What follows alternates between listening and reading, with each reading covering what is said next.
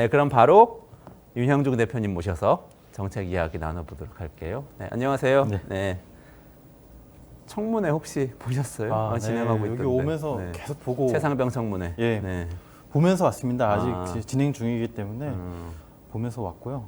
네, 보면서 분통이 터져가지고 제대로 보질 못하겠더라고요. 뭐가 분통이 터지셨어요? 일단 저도 뭐 군대를 다녀온 한 사람으로서 네. 그 증인 선서를 거부할 때부터 그러니까 증인 선서에 대해서 좀 이렇게 설명이 좀 필요할 것 같습니다. 증인 선서를 거부한다는 것이 어떤 의미인지. 그러니까 보통 이게 청문회에서 증인 선서를 거부하는 경우도 있고, 그리고 이제 자신이 어떤 질문을 받았을 때 증언을 거부하는 경우가 있습니다. 예전에는 어떤 이제 아주 민감한 질문, 내가 밝혀지면 안 되는 질문, 혹은 다른 이유로 이제 말하기 어려운 질문을 받았을 때 그때는 이제 증언을 거부했습니다. 뭐 수사 중인 사안이기 때문에 사실 수사 중인 사안을 좀 알고자 이런 청문회를 하는 거잖아요. 청문회나 국정조사 하는 것이잖아요. 그렇지만 이제 뭐 그런 이유로 그 증언 거부를 하는 경우가 있었는데, 근데 이제 이 증인 선서 거부는 어떤 의미냐면은 증인 선서에 이런 조항이 있습니다. 내가 자신이 허위 증언을 할 경우에는 위증의 죄를 받겠습니다. 위증의 벌을 받겠습니다라는 그 부분을 아예 자신이 읽어야 합니다. 예. 따라서 그 법적 구속력이 생기는 것이거든요. 예. 그래서 그 증인 선서 거부라는 것은 이건 아마 그 뭐 이 정권이 사실 법기술자들에게 장악된 정부라고 좀 볼 수 있잖아요. 이 법기술자들이 법조인이라고 표현하기도 좀 어렵습니다. 그냥 법기술자들이 자신의 법률적인 책임을 면책하기 위한 사실 꼼수라고 볼 수 있습니다. 그렇지만 저는 그런 식의 꼼수만 부리다가 크게 당하는 경우가 있거든요. 그러니까 저는 오히려 이제 그 이런 생각이 나더라고요. 오늘부터 지금 군복무하고 있는 모든 국군 장병들은 저는 이렇게 제안을 한번 드리고 싶어요. 자신에게 어떤 일이 닥쳤을 때 자신의 지휘관들한테 확인을 받을 필요가 있습니다. 지금 이 자리에서 이 순간부터 한번 확인을 받을 필요가 있습니다. 내가 어떤 일을 겪었을 때 당신은 청문회나 국정조사 나가가지고 증인 선서를 할 거냐 거부할 거냐. 예. 그것부터 물어야 한다고 생각합니다. 네. 거부한다고 한다면은 그 사람 지휘관이 하는 명령을 과연 그 어떤 식으로 책임을 가지고 수행해야 될까요?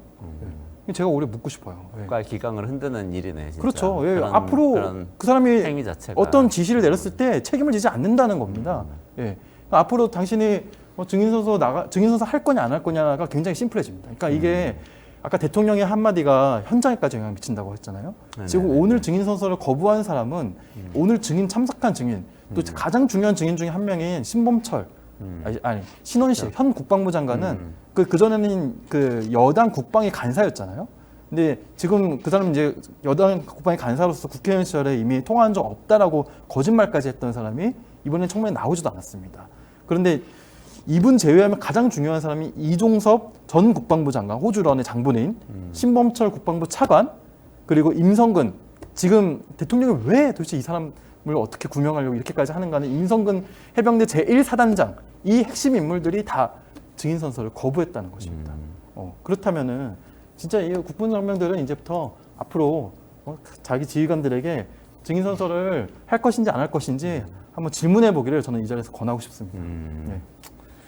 좀 새겨들어야 되겠네요. 근데 진짜 그게 증인선서 자체를 거부해서 청문회에 어떤 문제가 생긴다 이런 문제를 넘어서서 정말 어떤 지시를 받았을 때 내가 정말 이 지휘관을 믿고 이 지시를 이행해야 되나? 이런 생각을 들게 한다면 진짜 걱정되네요. 그래도 우리는 꿋꿋이 또 정책에 대해서 논의하는 게 하나만 더 얘기할게요. 네. 하나만 꼭 얘기하고 싶은 게 있는데 제가 조금만 보다가 왔거든요. 근데 인사청문회는 지금 쇼츠 찍는 자리가 아니에요. 네. 인사청문회는 지금 사건의 전과정에 대해서 지금 이 영상을 보고 있는 청문회 말씀. 청문회를 최상병 청문회를 보고 있는 그 모든 국민들에게 이미 밝혀진 사건의 전모까지 다 설명할 필요는 없습니다. 네. 지금 중요한 것은 이 시간 한정되어 있거든요. 오늘 청문회 끝나면 또다시 국정조사 특검 언제 할지 기약이 없어요. 그러니까 이 청문회의 시간 굉장히 중요하고요. 새로운 사실 밝혀내야 됩니다. 새로운 사실. 맞아요. 새로운 사실을 밝혀내려면은 혼자서 그 정해진 질의 시간에 다 못 밝혀낼 수 있습니다. 협업해야 됩니다. 협업해야 되고, 그리고 쇼츠 찍은 국회의원들끼리. 그리고 내가 가장 인상적인 질문 던져서 상대방을 당황시키는 거, 그런 것들은 이미 밝혀진 것 가지고 하지 마세요. 예. 새로운 사실을 밝혀내려는 질문을 가지고 해야 됩니다. 그러니까 쇼츠 찍으려고 하지 말고 정말 최고 수군 상병의 억울함을 풀어주기 위해서는 진실을 밝혀내야 됩니다. 국회의원분들이 정말 그 점에 유념해가지고 청문회에 임해 주셨으면 좋겠습니다. 제가 말씀 들으니까 이제 이해가 갔어요. 민주당 의원들이 국회의원 몇 분이 엄청나게 이렇게 열내면서 웅변을 하시는데 그건 열내는 날카로운 질문은 좋아요. 전혀 없이 예. 본인의 발언을 하시더라고요. 그러니까 쇼츠용이었어. 예, 열내는 건 쇼츠용으로 좋은데 그 같아, 날카로운 제가 볼 질문과 때. 함께 열내셔야 됩니다. 근데 날카로운 질문은 많지 않았어요. 제 생각은. 뭐 아직 청문회 진행 중이니까 분발해 주시면 좋겠네요. 네.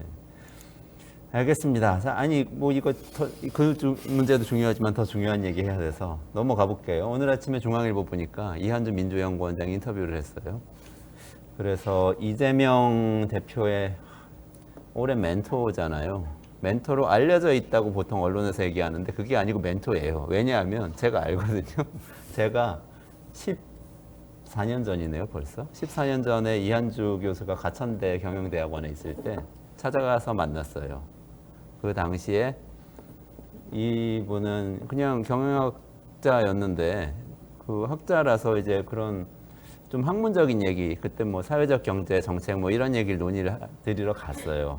저는 그때 한겨레 경제연구소장이었고 그래서 얘기를 나누는데 갑자기 이분이 이재명이라는 사람이 있는데 이 사람 성남시장으로 만들고 나중에 큰일을 하도록 만들어 보려고 한다. 이렇게 얘기를 하셨어요. 14년 전이면 언제? 2010년. 2010년. 네. 아직 성남시장이 되기 전이죠. 전이에요? 2009년이었던가? 되기 전이었어요. 2009년. 네. 그래서 근데 이분이 소년공부터 시작해가지고 굉장히 스토리도 있고 사실 굉장히 괜찮은 사람이다. 이렇게 저한테 얘기를 하셨어요. 그러면서 장본인이시군요. 네. 아니 제가 장본인이 아니고 이분이 그 당시 무명 정치인이던 이재명의 멘토라는 사실을 저한테 얘기를 하신 거니까 진짜 멘토죠. 네. 원래 유명해지고 나면은 자기가 멘토라는 사람이 막 엄청 많이 등장하잖아요. 성남시장이 되기 전에 이재명 대표를 네네네. 언급하면서 네네네. 네, 경기도지사는커녕 그 더 훨씬 전에 얘기하면서 그러면서 그때 뭐 사회적 경제에 대한 얘기도 하고 기본소득 얘기도 하고 청년 정책 뭐 청년 배당 했잖아요. 나중에 성남시장 되고 나서 네. 그런 얘기를 하셨는데 나중에 보니까 이한주 원장이 브레인 역할을 하면서 무상교복 정책, 네. 뭐 공공산후조리원, 네. 뭐 청년 배당 이런 것들 이제 제안했다고 하시더라고요. 네. 근데 이분이 오늘 아침 중앙일보에서 제가 중앙일보 딱 보니까 인터뷰한 게 눈에 확 띄는 거예요.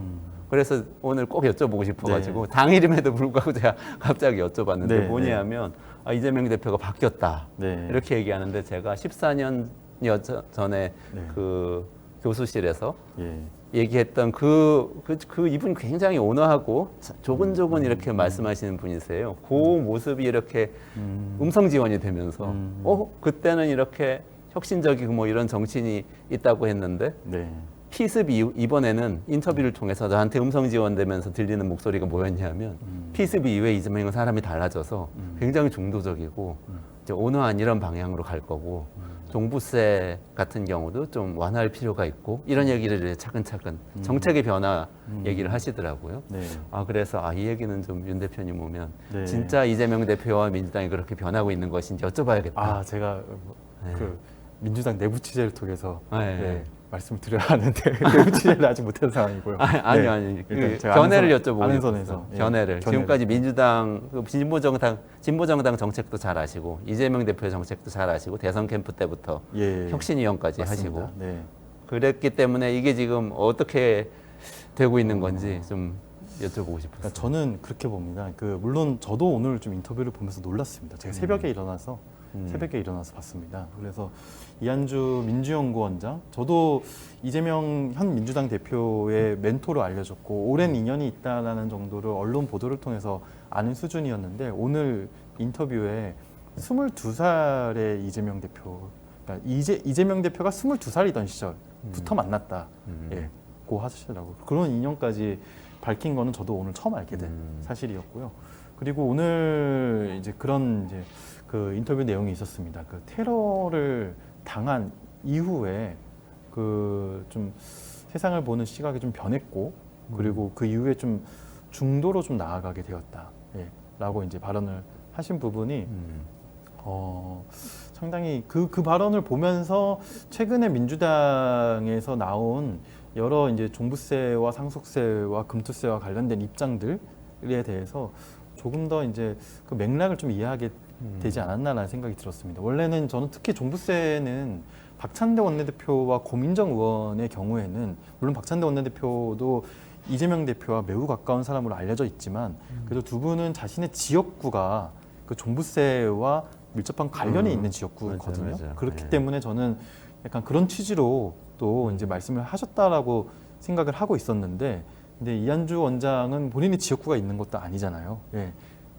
국회의원도 아니시고 민주연구원장이시기 때문에 이런 발언을 한 것은 그러니까 저는 그렇게 보였습니다. 그게 근데 한편으로는 진성준 현 정책위 의장, 그 최근에 이제 감세 기조에 브레이크를 걸기도 했었고, 또 진성준 의장은 그 동안은 그 이제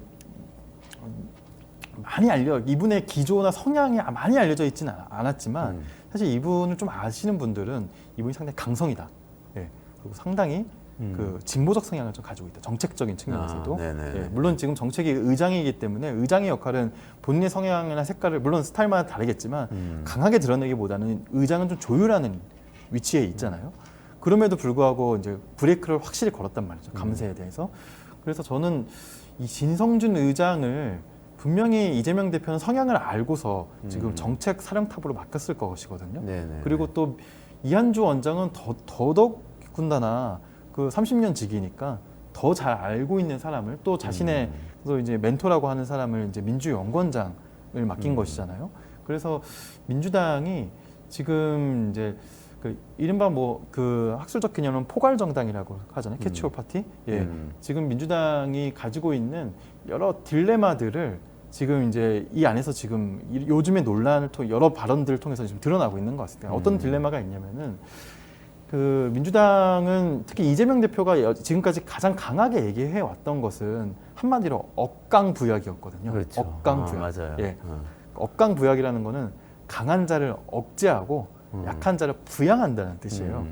억강부약이라는 단어를 그래도 주류 정치인이 막 이렇게 강하게 내건 경우는 아마 노무현 대통령 말고는 그 별로 없었던 것 같아요. 그러니까 이재명 대표가 오늘의 이재명 대표가 되기까지 억강부양이라는 슬로건과 자신의 브랜드가 상당히 중요했는데 최근 들어서는 이제 좀 중도적인 그런 이제 당에서 나오는 그런 입장들이 나오고 있고 억강부약에 대해서 이제 다시 언급하는 그런 이제 빈도가 그 최근에 이제 잘 보이지가 않잖아요.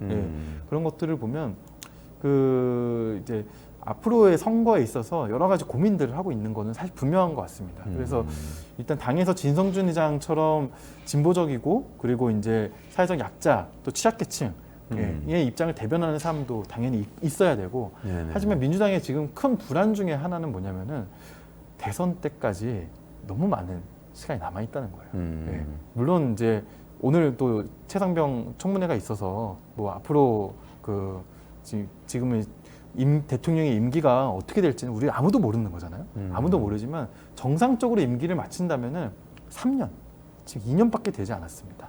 3년이라면 되게 많은 일들이 일어날 수 있고 그 많은 일들 중에는 경기의 회복과 유동성 장세와 부동산 시장의 다시 부활까지도 어느 정도 충분히 가능한 시간입니다. 우리는 지금 사실 이렇게 집값이 오르는 상황에서 집값이 또 올라? 말도 안 돼. 약간 이렇게 생각할지 몰라도 이 대한민국에서는 언제든 발생할 수 있는 일들입니다.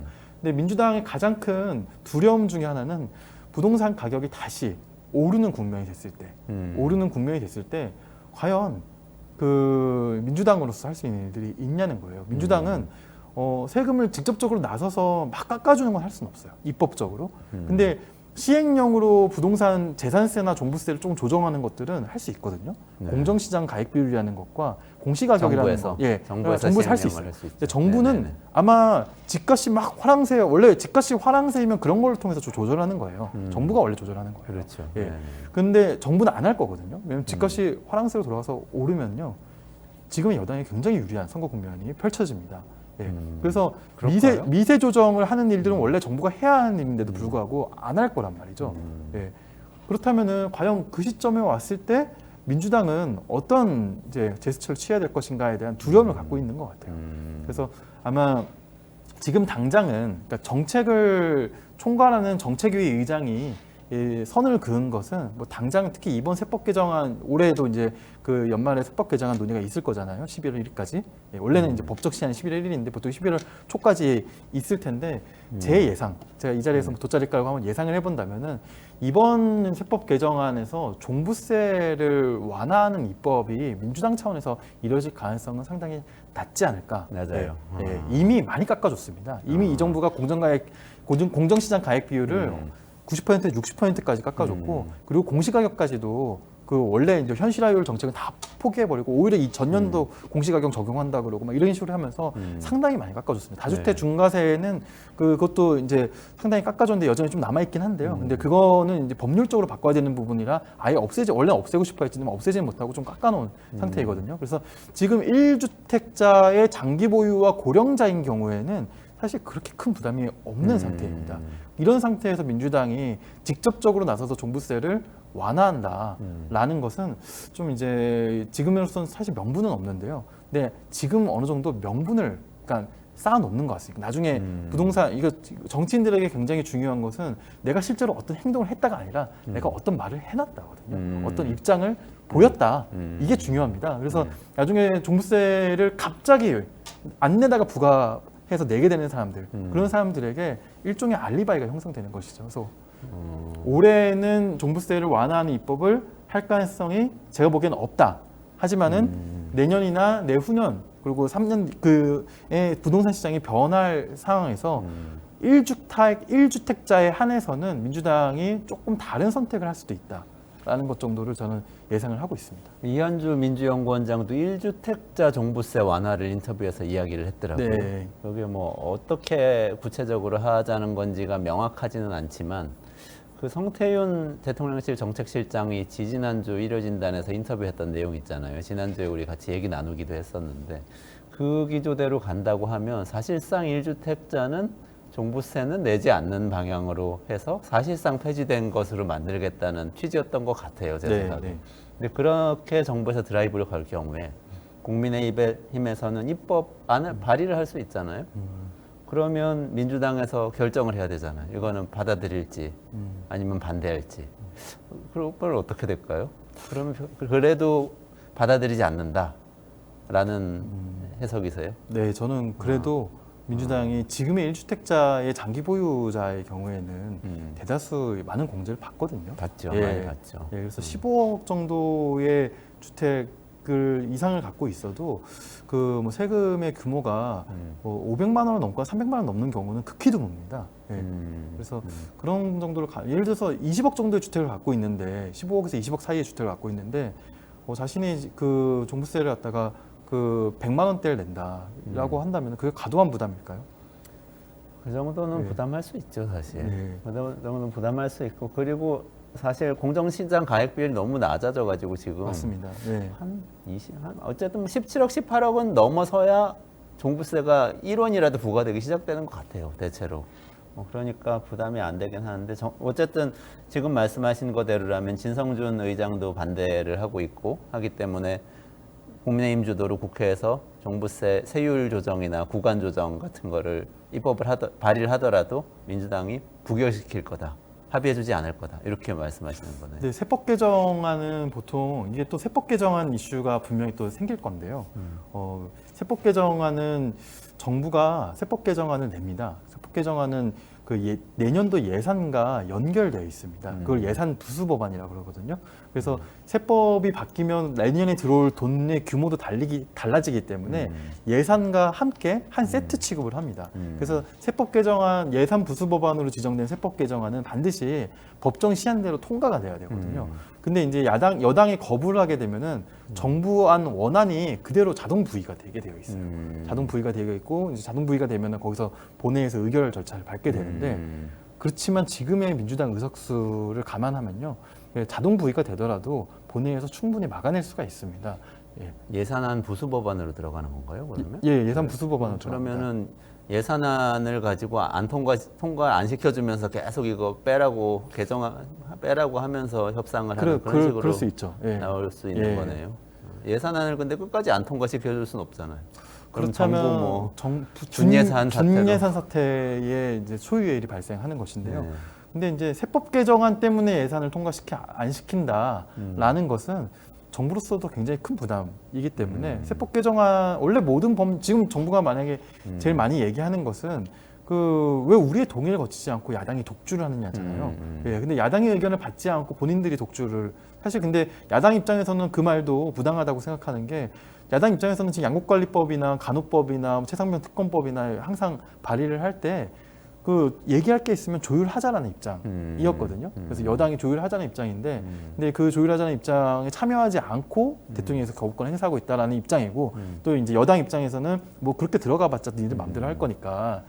그래서 이제 그 야당이 이제 독주를 해서 입법을 내니까 어쩔 수 없이 대통령이 거부권 행사할 수밖에 없다. 서로 이제 약간 극한을 달리고 있는 것인데요. 근데 예산안의 경우에는 예산안 자체도 굉장히 여러 쟁점들이 많거든요. 근데 예산 부수 법안, 특히 예산 부수 법안 중에서 그 종부세의 특정 부분 1주택자에 한정된 뭐 세제를 좀 바꾸는 것 때문에 예산 전체를 갖다가 정부가 준예산 상태를 방치하고 있다라고 한다면 정부로서는 아주 그 책임 없는 형태의 국정 운영이기 때문에 그렇게까지 하지 않을 거라고. 그렇게까지 하지 않을 거다. 지금 뭐 민주당에서 나오는 건 근데 좀 강경하게 나오더라고요. 재정 파탄 청문회 하자고 그러면서 감세해서 뭐 재정 부족해지는 오히려 지적하고 나왔어요. 오히려 그 올해에도 이제 감세안을 낼 가능성이 있거든요. 종부세 말고도. 다른 것들. 그때 얘기했던 건 상속세도 있고 금투세도 있고. 예, 그렇습니다. 그렇죠. 그래서 금투세는 뭐 폐지 법안은 이게 금투세 폐지는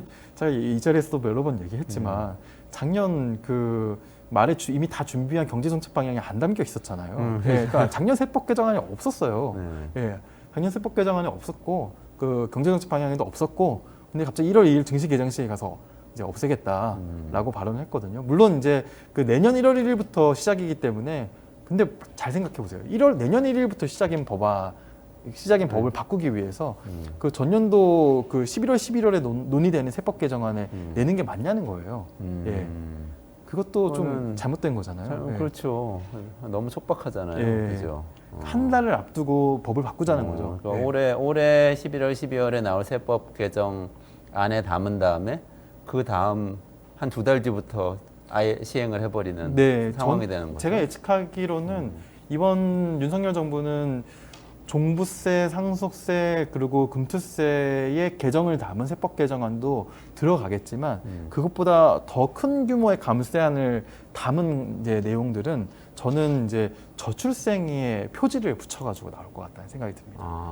감세안에 저출생을. 그러니까 어떤 게 있을 수 있죠? 그러니까 지금 어제였나요? 엊그제도 이제 신혼부부 특별세액공제라든지 몇 가지 이제 얘기한 것들이 있습니다. 그래서 지금 이 정부는 그 신혼부부 그 신생아 특례 공급이라고 해서 부동산 이제 그 대출을 한 7억 상당한 액수 목돈을 이제 대출 절이나 거의 무이자로 대출해주는 제도를 원래 1억 이상 1억 2천만 원, 1억 3천만 원 정도의 소득을 가지고 있어도 신청할 수 있게 해줬었는데 엊그저께 이제 나온 대통령께서 직접 발표한 거에는 2억 3천까지 이거를 늘려준다는 겁니다. 그러니까 사실상 전부죠. 연소득이 2억이 넘는 사람한테까지도 특별 공급도 해주고 금융 대출도 해주겠다는 것인데요. 그러니까 지금 세제 쪽에 그 감세도 이 신생아나 이제 저출생의 표지를 붙여가지고 그 나올 가능성이 상당히 높습니다. 감세안이 또 계속 나올 거다. 그러면은 올해는 뭔가 이렇게 민주당에서 반대하고 싸우고 그래서 좀 다시 그 감세는 못하게 그 법률 개정을 못하게 만들더라도 지금 이현주 원장의 인터뷰 내용대로라면 내년 내후년 이렇게 대선에 가까워지면서 점점 그걸 받아들일 가능성도 있는 거 아니에요? 근데 저는 물론 제가 이한주 원장의 그 마음속에 들어가 보진 않았기 때문에 이한주 원장이 실질적으로 어떤 생각을 하고 계신지는 정확하게는 모릅니다. 근데 이제 저는 또 제 입장을 또 얘기를 하면요. 민주당이 이제 해야 할 일은 그 종부세에 이제 제가 생각하는 종부세 방안이 있거든요. 그래서 1주택자 아주 억울한 1주택자를 잘 찾아서 그 사람들의 세부담을 좀 경감시켜주는 정도의 조치는 그 억울한 사람의 그 요건 같은 걸 잘 따져봐야겠지만 할 수도 있다고 봅니다. 할 수도 있다고 보는데 중요한 것은 종부세와 그리고 이제 부동산 보유세의 전체 세수입이 줄어드는 방향의 세제 개편은 곤란하다는 것입니다. 그러니까 지금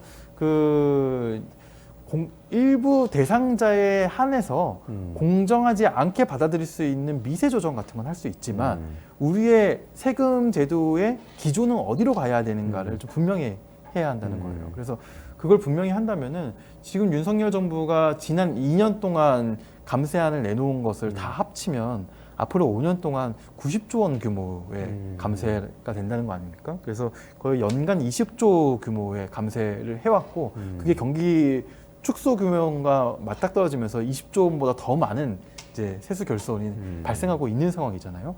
민주당은 아주 미세 조정 같은 것들은 할 필요는 있으나 전반적인 조세의 기조는 윤석열 정부가 감세했던 것들을 축소하고 그리고 앞으로의 우리가 저출생 고령 사회와 또 불평등에 대비할 수 있는 복지 증세의 재원을 잘 마련하는 쪽으로 좀 가야 되지 않을까. 예, 다른 분들의 재원 마련 다른 분들의 입장은 제가 정확하게 모르겠으나 제가 생각하는 민주당의 조세 기조는 그렇게 해야 한다고 생각합니다. 그 기조가 제가 최근에 우상호 전 의원이 책을 한 권 냈어요. 민주당 1999 2024 그래서 25년간의 민주당의 역사를 정리를 한 거거든요. 근데 거기 보면 이제 정책 노선들이 좀 여기저기 나와 있어. 그 전부터 저도 뭐 생각을 좀 많이 하고 있었고 우상호 의원한테 얘기를 듣기도 했는데 거기 이렇게 탁 정확하게 정리돼 있더라고요. 민주당을 세 개의 시기로 나눴어요. 그래서 6, 7년 이전의 민주당은 개혁적인 정당이고 이제 민주주의 얘기하고 뭐 그런 민주화 정당이죠, 말하자면 운동권들의 정당. 그렇지만 정책 노선은 이렇다 할 게 없었어요. 그냥 우리나라 주류, 우리나라의 원래 정책하고 그렇게 크게 다르지 않은 정책 노선. 근데 2006, 7년 이후에 2010년 지나가서 박원순 시장, 서울시장이 나오고 이재명 성남시장과 경기도지사가 나오고 또 이제 586 세대가 또 재선 3선 돼가지고 막 입법하기 시작하면서 무상급식, 무상보육, 무상시리즈 나오고 복지국가 얘기 나오고 하면서 그때부터 노선이 성립됐다는 거예요. 아주 최근까지. 이게 두 번째. 그래서 사실상 민주당의 정책은 이때 진보화됐다는 거예요. 근데 저도 생각해 보니까 2004년이 노무현 대통령 전 대통령을 탄핵하고 열린우리당 나와서 총선했는데 근데 막 과반수로 이겨버리고 막 그랬던 때잖아요. 그때 민주노동당이 엄청 선전을 그렇죠. 했어요. 열 몇 석 얻었잖아요. 네, 그때. 2004년도. 2004년도에 그때 우리나라 진보 정당이 자리를 확 잡은 거예요. 근데 생각을 해보면 그때는 민주당이 진보적인 정책이 전혀 없었기 때문에 사실 그 가능했던 것 같아요. 근데 지금 정의당이 확 없어졌잖아요. 이번 총선에서. 민주당의 3기는 이재명식이에요. 그러면 자연스럽게 점점 민주당은 진보화되고 있구나라고 생각할 수 있잖아요. 처음에 초기에 이념이 없던 시절에서 중간에 복지국가 얘기 경제민주화 이런 얘기 꺼내기 시작했던 한 10년간을 지나서 이제 이재명 시대는 기본소득과 억강구약과 이런 시대로 왔으니까 더 진보 정당이 됐다고 저도 그렇게 생각하고 정책연구원 저도 생각하고 유권자들도 그런 느낌 받을 거거든요. 그래서 정의당 없어진 거예요. 제가 볼 때. 필요가 없어졌어. 민주당은 충분히 진보적이라는 이미지를 주기 때문에. 근데 여기서 만약에 이현주 원장 얘기하는 것처럼 중도로 이재명의 민주당 또는 뭐 이재명 차기 대선 후보가 턴을 하게 되면 공간이 다시 생겨요. 다시 제가 진보의 보기엔. 공간이 생깁니다. 다시 네. 생겨요. 그래서 이게 굉장히 중요한 이야기인 것 같은 생각이 들어서 이렇게 가도 되는 것인가와 이렇게 진짜 갈 것인가 이런 한국 궁금증이 정치가 들더라고요. 뭐 다당제가 근데 저는 그렇게 생각합니다. 일단 많은 정치 평론가들과 정치 전문가들이 이 프레임을 보거든요. 그리고 최근에 민주당이 보여온 그 발언과 행보들은 이 프레임으로 해석하기에 프레임을 잡기에 굉장히 좋습니다. 민주당의 중도화라는 프레임으로 보기에 굉장히 좋습니다. 하지만 이제 그 프레임이 또 강력하게 작동하고 또 효과를 발휘한다면 그 이후의 정책에는 또 영향을 미칠 거긴 해요. 하지만 저는 이제 그때 방향을 좀 잘 잡아야 된다고. 그러니까 지금 사실 한국의 정치는 양대 정당이 가져가고 있고 양대 정당은 양대 정당 모두 다 중도를 포섭하고 있는 정당입니다. 그렇죠. 근데 중도를 포섭하고 있는 양대 정당이 더 왼쪽으로 갈 것인가, 더 오른쪽으로 갈 것인가는 사실 뭐 그때 선거 구도에 따라서 결정을 해야겠지만 그 시기의 사회의 상황과도 잘 연결시켜가지고 전략을 잡아야 되는 겁니다. 근데 한국 사회의 지금 불평등의 수준과 그리고 뭐 이제 부동산 시장의 상황과 그리고 뭐 이런 것들을 감안하면은 민주당의 지금의 전략을 중도 전략으로 가야 될 것인가 아닌가에 대해서 저는 오히려 좀 반대 입장을 좀 가지고 있고요. 더 그리고 진보적으로 가야 된다. 예, 더 진보적으로 가야 한다는 입장을 재정도 더 확충하고 확충해야 지출도 한다, 예, 늘리고. 가야 한다는 입장을 가지고 있고, 특히 지금의 저출생 상황과 그런 것들을 이제 그 조기에 좀 대응하지 못하면 더 이제 타이밍을 잃지 않을까라는 생각을 갖고 있고요. 근데 다만 그의 반면에 몇몇 세금 제도의 일부 조정들은 가능합니다. 왜냐면은 이게 많은 분들이 굉장히 진보적 색채가 뚜렷한 분들일수록 금투세 소득 있는 곳에 세금 걷어야지라고 해서 이제 그리고 왜 주식만 이렇게 혜택을 줘? 그럼 뭐 채권 뭐 그 다른 금융 상품들은 그 5천만 원 이상 다 세금 내는데 네네네. 왜 주식만 5천만 원 그동안 안 내왔고 심지어 이번에도 왜 주식만 빠진다고 주장하고 있지라고 얘기를 하잖아요. 그렇다면은 그래도 현실을 잘 봐야 됩니다. 네. 주식을 지금까지 5천만 원의 소득을 안 걷어왔던 거는 지금 우리가 70년 동안 해왔던 거잖아요. 그렇죠. 갑자기 단번에 5천만 원 이상의 소득을 거두는 것. 그게 그 인원이 적다 그래도 주식시장이라는 것은 그 인원들이 상당 다른 사람들에 영향을 미치는 건 사실입니다. 그렇기 때문에 이제 저의 해법 뭐 짧게 30초만 말씀드리자면은 그 금투세에 이제 주식 양도소득세에 물리는 세금은 그 지금 이제 5천만 원 이상의 소득, 연간 5천만 원 소득으로 되어 있잖아요. 이거는 한 연간 더 좀 높아져도 상관이 없습니다. 2억이나 3억이나 뭐 많게는 5억까지 더 높아져도 상관이 없습니다. 그래서 천천히 우리가 점진적으로 그 한도를 줄여나가면서 그 대신에 중요한 건 그렇게 하면서 소득을 파악하는 겁니다. 예. 소득은 파악하되 비과세로 해주는. 비과세 소득은 이제 소득 파악조차 안 하는데 소득은 파악하면서 비과세로 하는 공제를 해주는 형태로 운용을 하고요. 다만 그렇게 하면은 그 세수입이 감소하지 않느냐. 지금 뭐 금투세 도입해가지고 뭐 예정처나 여러 군데서 연구한 것에 따르면 3년간 4조 원 세수입 생길 거라고 해요. 1조 5천억 원 안 되는 규모입니다. 그런데 이미 이거 도입을 전제로 증권거래세는 3년 전부터 계속 깎아주고 있거든요. 그래서 지금 0.3%에서 지금 0.15%까지 깎아줬습니다. 그래서 올해가 1.8%고 내년에 1.5%까지 깎아주는데 다시 저는 작년 수준인 0.2% 수준으로 증권거래세를 좀 회복하고 예, 아직 도입도 안 됐으니까 금투세는 그래서 증권거래세의 세수입을 조금만 회복해도 우리가 금투세로 얻을 수 있는 세수입의 그 이상의 세수입을 얻을 수 있습니다. 조세 중립적으로 설계를 해야 된다는 것입니다. 오히려 이렇게 점진적으로 가는 게 소득이 있는 곳에 세금이 있다는 그런 원칙을 궁극적으로 실현하는 방법일 거라고 저는 생각을 하고 있습니다. 알겠습니다. 진보화해야 된다는 걸로 이해할게요. 저는 디테일이 많아서. 그러니까 진보적인 정책을 더 가져가고 그 정책이 진보적인 정책이라는 것은 재정을 늘리는 것이고 그러려면 세수를 줄이면 안 된다. 하지만 그 방법은 아주 점진적으로 좀 미세 조정해가면서 해야 한다. 이렇게 말씀하십니다. 금투세를 아무리 조정해도 증권거래세 세수입보다 못해요. 네. 알겠습니다. 이한조 원장하고 토론 한번 해보시면 좋을 것 같습니다. 네, 오늘 윤영중 대표님하고 같이 민주당의 중도화가 어떤 의미인지 어떻게 가야 되는 건지 아주 디테일까지 금투세하고 종부세 이야기까지 곁들여서 말씀드렸고요. 조금만 기다리시면 홍춘욱 프리즘 투자자문 대표님하고요. 지금 달러 환율이 심상치 않죠. 굉장히 높은데 계속 갈 건지 그리고 미국 주식 투자했다가 달러 떨어지면 어떻게 하지 이런 걱정도 되시죠. 그 이야기 좀 속 시원히 풀어드리겠습니다. 윤영중 대표님 여기까지 하시고 같이 인사드릴게요. 네, 고맙습니다.